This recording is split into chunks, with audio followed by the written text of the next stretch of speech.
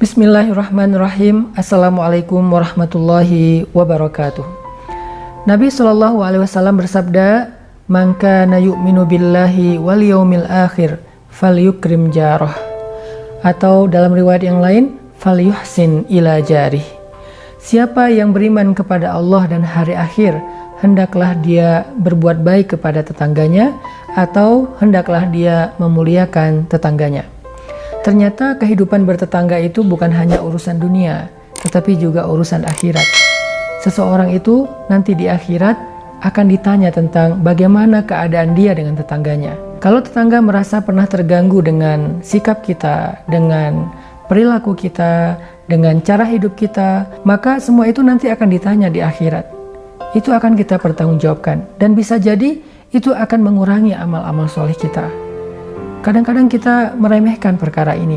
Kita menganggap bahwa membuang sampah sembarangan yang mengganggu tetangga kita sesuatu yang mungkin kecil.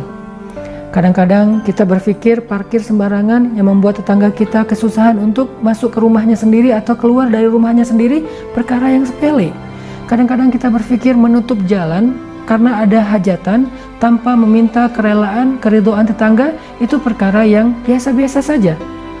Kita meremehkan hal ini, padahal Nabi sampai membawa-bawa iman dalam urusan bertetangga. Siapa yang beriman kepada Allah? Artinya, tidaklah beriman orang kepada Allah kalau dia menyakiti tetangganya. Su'ul jar. Tidak disebut orang yang beriman kalau dia menyakiti perasaan tetangganya, kalau dia membuat tetangganya merasa sedih, kalau dia membuat tetangganya merasa terganggu. Apalagi jika itu sudah menjadi tabiatnya dan terkenal di antara semua tetangga-tetangga di depan rumah, di belakang, kanan, kiri, bahkan mungkin satu desa.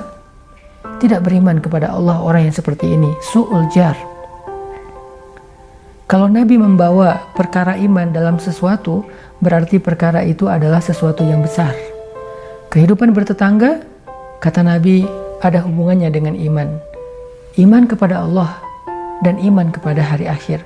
Itu artinya Allah nggak suka tetangga yang buruk perangainya kepada tetangganya. Bahkan kita juga pernah mendengar sebuah hadis yang mengatakan kita tidak akan masuk surga kalau kita bisa makan kenyang lalu tidur lelap, sementara kita biarkan tetangga kita tidak bisa tidur karena kelaparan. Ini menjadi tanggung jawab kita. Kalau kita tinggal di sebuah komplek yang mungkin semua tetangga kita adalah orang yang mampu, mungkin bukan hadis ini yang dipakai, tetapi hadis anjuran untuk menjaga tangan, lisan kita dari mengganggu tetangga.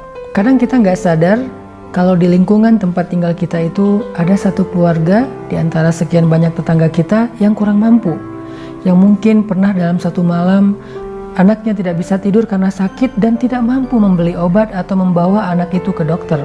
Maka seluruh tetangga yang ada di kawasan itu akan ditanya oleh Allah, apakah kamu tahu ada tetanggamu yang kesakitan? Tidak tahu ya Allah, maka itu menjadi dosa bagi dia. Kalau kita katakan tahu ya Allah, lalu kenapa kamu tidak membantu? Saya pikir itu bukan urusan saya, ini bukan akhlak orang yang beriman. Orang yang beriman itu menganggap seluruh orang-orang yang ada di sekitarnya itu saudaranya, sehingga dia memperlakukan mereka seperti dia ingin diperlakukan dengan cara baik. Salah satu di antara ciri tetangga yang buruk dan Allah tidak suka kepada mereka adalah tetangga yang suka membicarakan aib tetangganya, suka membicarakan masalah tetangganya. Kadang-kadang kita nggak sengaja mendengar tetangga ribut dengan pasangannya, dengan keluarganya, lalu keributan itu kita bicarakan. Sampai bahkan ada yang orang sengaja ngeposting tentang masalah pribadi orang lain. Ketika mendengar ada keributan di rumah tetangga, kita videoin, lalu kita posting, kita sampaikan di sosial media. Walaupun kita hanya sekedar bercanda, walaupun kita anggap ini sesuatu yang nggak serius, tetapi di sisi Allah ini perkara serius karena menyangkut dengan aib dan kehormatan seseorang. Maka teman-teman yang dirahmati Allah Subhanahu wa Ta'ala, jangan berpuas diri dulu kalau kita sudah menjadi ahli ibadah. Jangan berpuas diri dulu kalau kita sudah menjadi ahli ilmu. Coba periksa setelah kita memeriksa keluarga kita, sekarang coba periksa rumah-rumah yang ada di sekitar tempat tinggal kita. Coba periksa orang-orang yang ada di sekeliling kita. Coba periksa tetangga kita. Jangan-jangan tanpa kita sadari selama ini kita sering menyakiti perasaan mereka. Jadilah orang yang ra'fah seperti Nabi, yaitu orang yang sangat hati-hati dalam menjaga perasaan orang lain, menjaga hak orang lain, menjaga kenyamanan orang lain.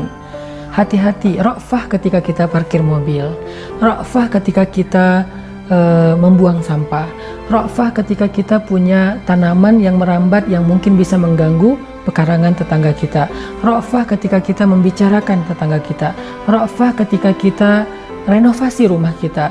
Apapun yang kita lakukan yang berkaitan dengan kenyamanan tetangga, jadilah ra'fah, hati-hati dan pikirkan kenyamanan orang lain.